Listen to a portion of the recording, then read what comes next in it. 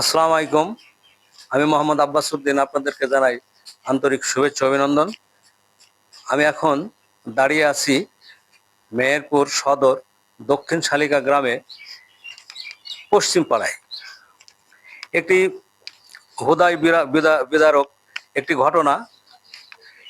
এই বাড়িতে এই বাড়িতে একটি বাক প্রতিবন্ধী এই যে বাদল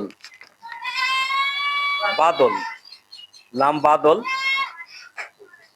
হ্যাঁ, একে আমরা হারিয়ে ফেলেছি গত সুন্দর এসছে।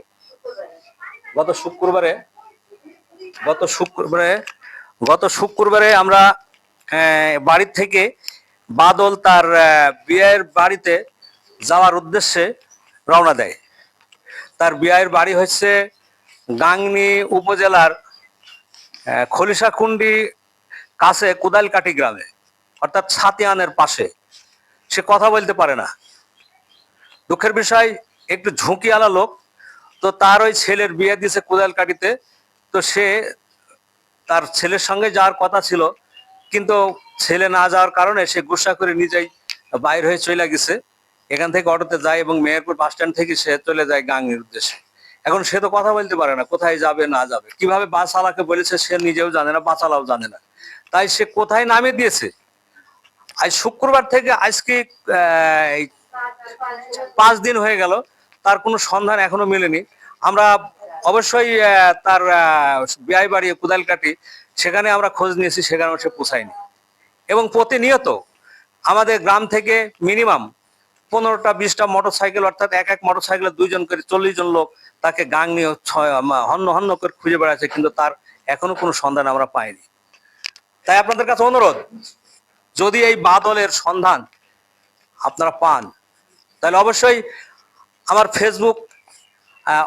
ফেসবুকে কমেন্ট করবেন। এবং আমরা তার মোবাইল নম্বর এবং অ্যাড্রেসটা আমরা দিয়ে দিচ্ছি।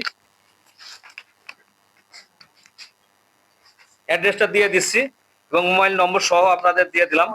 এই মোবাইল নম্বরে যদি আপনারা ফোন দেন, তাহলে তার পরিবার এই বাদলের সন্ধান পাবে। অবশ্যই আপনারা চেষ্টা করবেন আপনারা আমাদের এই বাদলকে ফিরিয়ে দেওয়ার জন্য। সে একজন প্রতিবন্ধী মানুষ, সে সহজ সরল মানুষ। তাই আমরা গভীরভাবে তাকে খুঁজে পাওয়ার আগ্রহ প্রকাশ করছি। এখানে তার পরিবারের লোকজন এখন শোকাহত। এর বাড়িতে শোকের ছায়া নেমে এসছে, যেহেতু সে অত্যন্ত ভালো মানুষ। তার পরিবারের সবাই এখানে তার জন্য অপেক্ষা করছে। এখন আমি এই মুহূর্তে তার যে ছেলের বউ, অর্থাৎ কুদালকাটি গ্রামের যে মেয়েটা, তার সাথে এখন সাক্ষাৎকার নিচ্ছি। আপনারা তার অ্যাড্রেসটা অবশ্যই শোনেন। আচ্ছা, এই নাও, শোনো, তুমি বলো তোমার নামটা কি। নাও, ধরো ধরো ধরো ধরো। আসসালামু আলাইকুম, আমার নাম মোসাম্মদ শরীফা খাতুন। আমি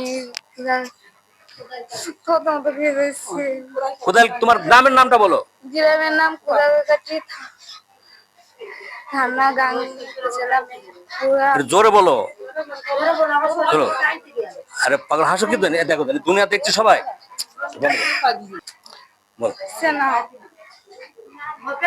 তোমার তোমার নামটা কি? আমার নাম মোসাম্মদ শরীফা খাতুন। তোমার বাপের নাম কি? আমার বাপের নাম শরীফুল ইসলাম। তোমার গ্রামের বাড়ি কোথায়? আমার গ্রামের বাড়ি কুদালকাটি। তোমার কুদালকাটি বাড়ি। তো তোমার শ্বশুর তো তোমাকে আনতে গেছে, ঠিক না? জি, আমার শ্বশুর আমাকে আনতে গেছে, এইভাবে হারিয়ে গেছে। হ্যাঁ, প্রিয় দর্শক, আপনারা আমার ভিডিওটি দেখেন যে ওই কুদালকাটি গ্রামে সে গেছে, কিন্তু সে পৌঁছাতে পারেনি।